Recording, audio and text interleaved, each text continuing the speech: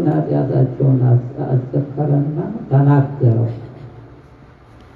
እንዲህ የሚያደርግ ለዘላለም አይታወቅም ማለት ምን የሚያደርግ ነው? ምን የሚሰራ ነው? ከእቱ መዝሙር 14 ላይ የሚገኝ ኃይለ ቃል ነው። ከአንድ ጀምሮ ያለው ኃይለ ቃል ያስረዳናል። እዛው ላይ ተንትኑ የሚገርማችሁ እዛው ላይ ተንትኑ ወይም አብራሩኝ ብቻ ብሎ ማብራራት ካልሆነ በስተቀር ትምህርቱ እዛው ላይ አለ። እንዲህ የሚያደርጋል ገንዘቡን በአራጣ የሚያበድር ለዘላለም አይታወቅም ማለት በአራጣ እንዲህ 100 ብር ሰጥቶን 100 ብር ጨምሮ ተዳው ላይ የሚቀበል ሰው ሊኖር ይችላል። እንደዚህ የሚያደርግ ሰው ይሄ ንጹሕ ነው፣ የተቀደሰ ነው ነው ምሎ የማይከዳ አንዳንድ ጊዜ ቅዱስ ገብርኤል ቅዱስ ሚካኤል ብለን እንገዳ ሰጥቷል። ይህንን አደርጋለሁ ብሎ ከማለ በኋላ ውል ተገባ በኋላ የማይከዳ ሰው ይህ ለዘላለም አይታወቅም ማለት ነው። በዛ ዓለም ላይ ሲኖር ብዙ ነገሮች አሉ። ይገርማል። ብዙ አስቸጋሪዎች አሉ። ሕይወት ላይ የሚወጣ የሚወርድ ጉዳት ያን ሁሉ እግዚአብሔር እንዲህ የሚያደርጋላቸው ለሚያስተምራቸው ዳዊት ለሚሰበስባቸው ይህንን እንዲህ ብታደርጉ ግን እናንተ እንደዛ አቋም ማለት ይቀባጭሩ እንደዛ አቋም ማለት ዛሬም ቅዱስ ገብርኤል ነው ለዘላለም ሲታወቁ የነበሩ ሰዎችን ነፃ እንዲያወጣ የተፈጠሩት መላእክት ሁሉ መኑ ፈጠረን አሉ። መላእክት ቀርበው ማን የፈጠረን አሉ። ተፈጠሩ በኋላ መኑ ፈጠረን የት ነው ፈጣሪያችን ወዴት ነው ያለው ብሎ ጠየቁ። ዳዊት ደግሞ ድፍረቱ ፍጡርነቱን የረሳ ፈጣሪውን የዘነጋ ለፈጣሪው የማይገዛ ተንኮለኛ ሰዎችን እንደሚበጠብጥ ይታወቃል። መላእክትን የሚያበጠብጣቸው እሱ ነው። ምን አለ ዳዊት? አነ ፈጣሪ ዳዊት አነ ፈጣሪ እኔ ነኝ ፈጣሪያችሁ አለ። በትክክል ነው ወይ? ፈጣሪ ነበር ወይ? በዚህ ይህንን ያወጣሁት እንዲሁ አይደለም። የሰላም ሰባኪ የነበረው በዛን ጊዜ ቅዱስ ገብርኤል ስለሆነ የሰላም ሰባኪ ነበረ ቅዱስ ገብርኤል። ሐዋርያት በሙሉ ሲደናገጡ እንዲህ እውነት ማን የፈጠረ እንዴት ነው ብሎ ሲምታጣባቸው ምን አለ? እስከንረክቦ ለአምላክነት ንቁ በበዳዩና እስከንረክቦ ምን አለ? አምላካችን እስከምናገኝ እንጽና አለ።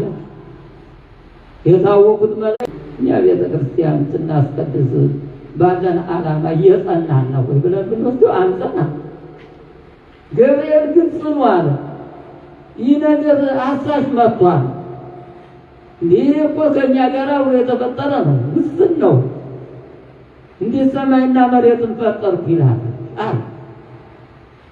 በቃ የሰላም ስብከት የጀመረው እዚህ ላይ ነው። እስቲ እኔ ሆናቸዋል እነ ቅዱስ ሚካኤል እነ ቅዱስ ገብርኤል እነ ሩፋኤል 99ኙ ነገደ መላእክት ጽኑ አለ። አስታጅ ገብቷል እኛ ጋር መካከላችን ሲፈጥረን እኩል ነበር የፈጠረን እግዚአብሔር እኮ እሱ መንጦላይ ታሃት የመንጦላይ ታርጎ ነበር የፈጠረው ዳግላስ ግን እዚህም እንጽና። ይገርማል። የስብከት ነው ኔና ቢያረግ እንጽና። ካልጸናን በረከት ማግኘት አልችልም ማለት አለዛ ለዘላለም ታውቀን ልንኖር ነው።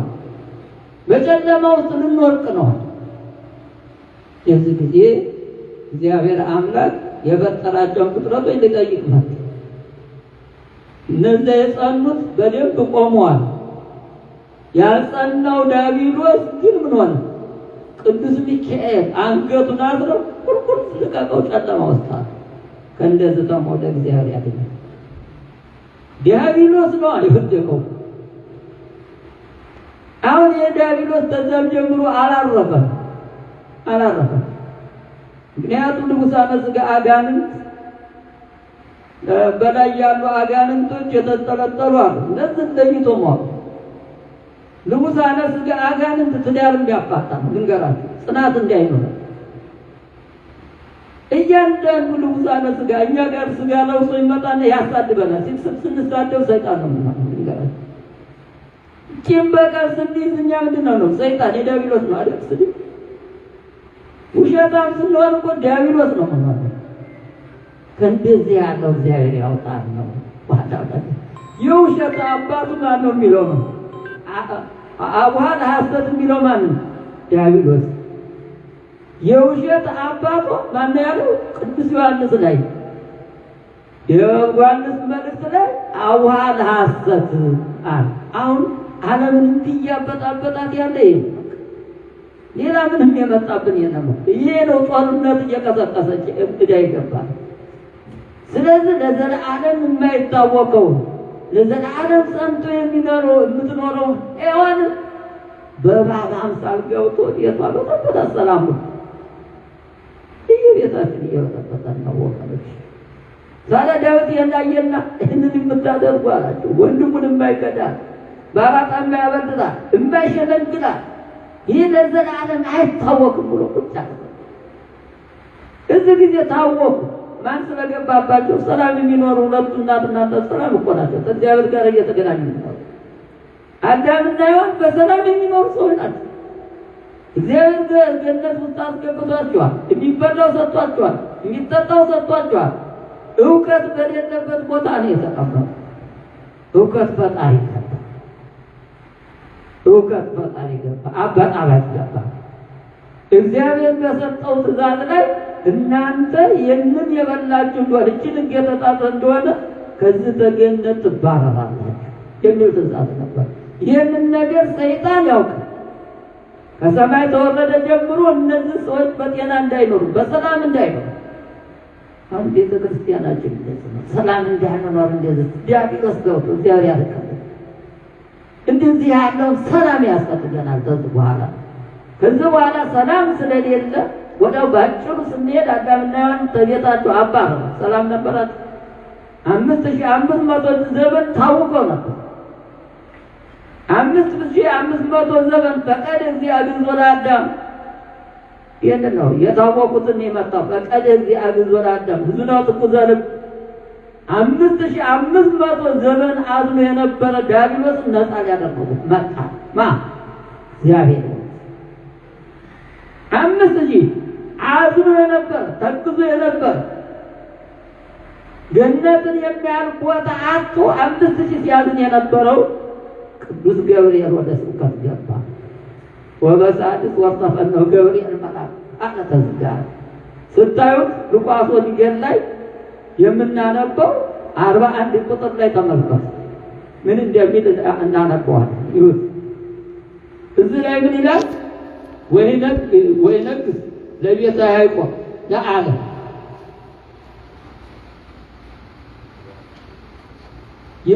በያዕቆብ ቤት ይነግሣል። ለዘላለም ይነግሣል።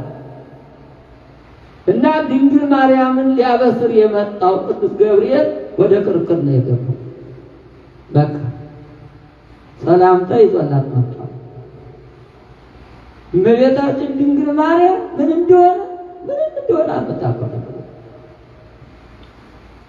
እንደው ትርጓሜ ላይ ስታዩ ከዛ ሴትዮ ደርሼ እንጨት ለቅሜ አገልግያት ይህንን ትንቢተ ኢሳይያስ ድንግል ትወልዳለች ትጸንሳለች የሚለውን ስታነብ ከዚህ ሴትዮ ደርሼ አለች። እንጨት ሰብሬ ውሃ ቀድቼ አብሬ ብሏል ደስ ይለኛል። ወደ እሷ መጣቱን አታውቅ። እግዚአብሔር እኛን ሲቀርብ ሲያድነን የምናውቀው ስለሌለ ነው ወገኖች። ያባልና ሚስቶች መካከል ሲሆኑ በጣም ተስራ ወንድማማቾች ማጋደል ማለት ደግሞ እሱ አንድ ጊዜ ተነሳ እቤቱ ተገባ። ዓላማውን ሳያሳካ ሰይጣን ይወጣል ብላችሁ አትጠራጠሩ። ዓላማውን ያሳካ። ምክንያቱ አዳምና ሔዋን ላይ ሲገባ ዓላማውን አሳክቶ ነው የመጣው። አባረር አወጣ። ራቁታቸውን ታስወጣ በኋላ ዓላማውን አሳክቶ አላሳካ አሳካ። ስለዚህ አሁን እኛ የምናየው ነገር ዛሬ ቅዱስ ገብርኤል ነው። በዚህ በቅዱስ ገብርኤል መጠን ጸልየናል። በቅዱስ ገብርኤል አማላጅነት እንፈልጋለን። ቅዱስ ገብርኤል በዛን ጊዜ በመላእክት ጊዜ ጸኑ ታል በአዲስ ኪዳንስ ብለን እንሄዳለን። ምን ይላል? በስድስተኛው ወር መልአኩ ገብርኤል ናዝሬት ወደምትባል ወደ ገሊላ ከተማ ከዳዊት ወገን ለሆነው ዮሴፍ ለሚባል ሰው ወደ ታጨች ወደ አንዲት ድንግል ከእግዚአብሔር ዘንድ ተላከ። ከማን ተላከ? ከእግዚአብሔር ዘንድ ተላከ። ምን አንዲት ድንግል ወደምትባል ናዝሬትን የምታውቁት እንደሆነ ናዝሬት ነው የእመቤታችን አገር። ዛሬ ናዝሬት የሚባለው ቦታ ላይ እኔ እንኳን ሳይገባኛቸዋለሁ። እዛ ናዝሬት የሚባለው ቦታ ላይ ድንግል ትጸንሳለች ትወልዳለች የሚባለው ቦታ ላይ እዛ ላይ ካቶሊክ ግሪኮች ቤተክርስቲያን ሰርተውበታል። እንደገና ትጸንሳለች ብሎ ያበሰረበት ቦታ ላይ ላቲኖች ደግሞ ቤተክርስቲያን ሰርተውበታል። የእኛም ቦታ ውስጥ ተቀምጠን በዛ ቦታ ላይ ትጸንሻለች ትወልጃለች ብሎ ውሃ ስትቀዳ በዛ በናዝሬት አገር ማለት ነው። ናዝሬት ብዙ ነገር ያላት ናት። ቀደም የተባልነው በዮሐንስ ወንጌል ምዕራፍ 1:46 አካባቢ ላይ ናትናኤልና እግዚአብሔር ሲገናኙ ምንድን ነው ያለው? ከናዝሬት ደግሰው ይወጣል ነው ያለው። ከዚህ በታች ላይ ወደ ቀኝ ወረድ ስንል ስናነበው መልአኩ ምንድን ነው ያለው? እግዚአብሔር ከአንቺ ጋር ነው፣ ከሴቶች ሁሉ ትበልጫለሽ፣ ትጸንሻለሽ አላት። በዚህ ጊዜ ምን አይነት ሰላምታ ነው? የገብርኤል ልጅ የመጣው ሰላምታ ያልገባኝም ማለት ወራደን ገጠጥም ቃሉ ነው የምትለው። ተቃሉ አነሳስ የተነሳ ደነገጠች። እንግዳ ነገር ነው አይቶባት የመጣው። ለዘላለም የሚሆን ንጉሥ መጣ። የዲያብሎስን ስራ የሚያፈርስ ነው ከመጣ። እንዴ ምንድነው ችግሩ አለች። በሔዋን የሆነውን ነገር ታውቅ ነበር። የእባብን ነገር ተቀብላ እንደጠፋች እንደወጣች ታውቅ ነበር። ድንግል ማርያም ይህ ነገር መንቃት አለብኝ። አባቶችንና እናቴንና አባቴን ያባረረ ሰይጣን ወደ እኔ መጥቶ ይሆናል። ይህን ነገር መመራመር አለብኝ። እንዲህ ዋየ ቀደመ እያለው እንዴት ድንግል ትጸንሳለች ትወልዳለች ይለናል። ከዚህ በኋላ ማለት እምድር ተወት ሴት ልጅ አባቶቻችን እነ ዳዊት ሁሉ በባልና ሚስት ነው የሚወልዱት። እንዴት ሴት ያለ ዘር በድንግልና ትወልዳለች አለ። ስሟንም ተረጎመለት። ማለት ማርያም ናት። ደስ ይላል። ቤተክርስቲያን ማርያም ናት አለ። ቤተክርስቲያን ደስ የሚለው እንደዚህ ነው። ስሟም ማርያም ናት አለ። ከዛ ዓለም ድረስ ያሳል። እነሆ የድንግል ማርያም ልጅ ማን አበሰረች? ቅዱስ ገብርኤል መጣ እያስተማራት እመኚ አይነ ልዑል ነው የሚጸልልሽ፣ ከሴቶች ሁሉ ተለይተሽ አንቺ የተባረክሽ ነሽ። በ5500 ዘመን መለኮት ነው። የትም የተገለጠ ነገር ማንም ያየ የለም፣ ማንም የዳሰሰ የለም። ነገር ግን በድንግል ማርያም ላይ ሥጋ ለብሶ ሲመጣ ግን ሐዋርያት አሉ። አምላክ ሰው ሆነ፣ ሰው አምላክ ሆነ ብለን የምንተረጉመው ለዚህ ነው። ከዚህ በኋላ መንግስቱ ዘላለም ወመኩናን ለትውልደ ትውልድ ግዛቱ ከአገር እስከ አገር ነው አለ። ይህንን ቃል ያልተነገረ ነገር የለም። ንጉሥ ውእቱ እምቅድመ ዓለም አለ። ከቀድሞ ጀምሮ ንጉሥ ነበረ፣ ገዥ ነበር፣ አዛዥ ነበር አለ። ስለዚህ ድንግል ማርያም በመጽናቷ በመከራከሯ ቤተ ክርስቲያን እጅ ልረዳው በማለቷ ተረዳች። ከዛ ባለ ምን አለች? ይኩነኒ በከመ ትቤለኒ ያልከውን ነገር ቀበል። ታዲያ እንግዲህ የቤተ ክርስቲያን ቃል እግዚአብሔር ሲነገር የቤተ ክርስቲያን ቃል ሲተላለፍ ቅዱስ ገብርኤል መጥቶ እንደኛ ካህናት ማለት ነው እንደ ቄስ እንደ ካህን መጥቶ ሲሰብክ ሲያስተምር እናንተ የኛ ልጆች ለዘላለም አትታወቁም ንስሐ መግባት አለባችሁ ሲል ይታያል። አሁን ነው ከመሞታችን በፊት መንግሥተ ሰማያት አሁን ነው እያለ ሲሰብከን ሲያስተምረን ካህኑ አባቶች ካህናት ጋር ጠጋ ብሎ ሸክምን አላቆ ሸክምን አውርዶ ብዙ ሸክሞች አሉበት ወገኖች፣ ብዙ አሉ። አሁን ባልና ሚስቶች እየተዋደዳችሁ ፍቅር እያለ እዛ ውስጥ ገብቶ የሚበዛበት ሰይጣን አለ። ገርማችሁ ያን ሰይጣን እግዚአብሔር ያርቀናል። በተለይ በዛ ሀገር ላይ አይደለም፣ በተለይ በዚህ ትዳር ላይ በየትም ቦታ ገብቷል። ገርማችሁ ባለንበት ሁሉ በትዳር ውስጥ አሁን ተሰማርቷል ሰይጣን። ይሄንን አይደለም እዚህ ያለውን ሀገር አይደለም፣ በየፍርድ ቤቱ ትታዩት፣ በኢትዮጵያ ውስጥ ትታዩት፣ በፍርድ ቤቱ ትታዩት የጋብቻ ጉዳይ ነው የሚታየው። የጋብቻ ባህል ነው የሚታየው። አሁን ምን ሆነ? ልጆችንና አባቶችን ታለየ ሰይጣን ማግኘት አይችልም።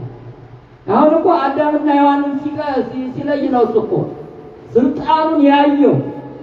ግን ስልጣኑ የሚደመሰስ የሚወርቅ ሰይጣን እንደዚህ እያደረገ በሐሜት ይገባል፣ በስርቆት ይገባል፣ አባትን በመጥላት ይገባል። አባቱን የሚጠላ ሰው እስከ ዘላለም ድረስ ይታወቃል። ወንድሙን የሚጠላ ምን ይሆናል? ይታወቃል። አባቶች ካህናቶችን የሚያከብር ተሆነ ደግሞ ይታወቃል። ከዚህ እኔ ስነግራችሁ ካልሰማችሁ አለ እግዚአብሔር ራሱ እኔም ብነግርህ ካልሰማ ሌላ የሚነግር የለም ማለት። ስለዚህ አሁን ይሄ ምንድነው? ለዘላለም አይታወቅም ነው። ለዘላለም እንዳንታወቅ ይሄ ለዘላለም እንታወቃለን ማለት ገነት አንገባም ማለት ወደ ሲኦል እንዳንወርቅ የኢየሱስ ክርስቶስን ሥጋና ደም መቀበል ግድ ይላል። ይሄ ነው ወደ እግዚአብሔር ሲያቀርብ መምህሩ የተናገረው። ዳዊት ያቀረበው እንደዚህ ነው። አሁንም ይሄ ደግሞ ገብርኤል ያቀረበው ለይህ ነው። ከዚህ በኋላ ጥምቀታችን አከበር ነው። ሳይወለድ ሰው ልጅ ይባል ተወለደ ኢየሱስ ክርስቶስ። ተወለደ ኢየሱስ በቤተልሔም ተወለደ ንጉሡ የድንግል ማርያም ልጅ ኢየሱስ ክርስቶስ ተወለደልን። ድንግል ማርያም በአማላጅነት ብቻ ነው። ብዙ በረሃ ተከራታለች፣ ብዙ በረሃ ሄዳለች። ይህንን ንጉሥ ታቅፋ ይህንን ዘላለም መንግሥትን የሚያወርሰውን ይዛ ተርባለች፣ ተጠምታለች። አብራ ግብፅ ለግብፅ ተከራታለች። አሁን ነገ ደግሞ አንድ አሁን ረብቷን ይሰበካል። ስለዚህ ገብርኤል ላይ ስንሄድ ገብርኤል የመጀመሪያው በመላእክት ላይ ጽናትን ያጠና ወንድሞቹን ይዞ የወጣ ማን ነው? ማን ነው ይዞ የወጣው? ገብርኤል። እናንተም ወንድሞቻችሁን ይዛችሁ ልትወሩ፣ ልጆቻችሁን ይዛችሁ ልትወሩ የጠፉትን አቅርቡ። የለም ልጆቻችን እንደዛ አይደለም ቶሎ በሏቸው። እምነቱን ይያዩ፣ ቅዳሴውን ይቅረቡ። እንደ ቅዱስ ገብርኤል ባንሆን እንኳን ገብርኤል እንዳጠናቸው ወንድሞቹ እንደዛ መሰብሰብ አለ።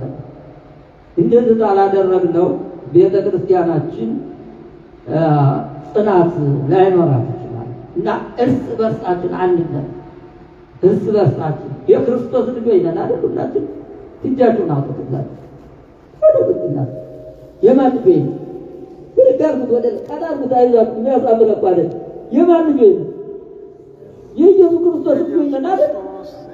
እስቲ ስጋውን አልበላን የሙን አልጠጣን ያጨብጨቡበት ሆነ። መልአኩ ያበሰረው ስሙን ኢየሱስ ያለሽ ያለው እኮ ልይ ነው እኮ ሌላ ነገር የለውም። ስሙን ኢየሱስ ማለት መድኃኒት ማለት ነው። በቀራንዮ ላይ ተሰቀለልን፣ ሞተልን፣ ደሙን አፈሰሰ፣ ሰላም ታወጀ። ዲያብሎስ ወጣት ያደረሰ በዮርዳኖስ ላይ አንድ ደብዳቤ ወደቀ። እሱ ሲሰቀል ደግሞ ያ ደብዳቤ ተደመሰሰ። ማን መጥቷልና? የሰላም አምላክ ኢየሱስ ክርስቶስ መጥቷልና። ስለዚህ ስትንገላቱ ነው ያላችሁ እና እኔም ብዙ ማውዛት የለብኝምና ይበቃናል። እንግዲህ ላስተማረን ለገሰጸን ለእግዚአብሔር ክብር ምስጋና ይድረሰው። በስብሐት ለእግዚአብሔር። ይቆየን።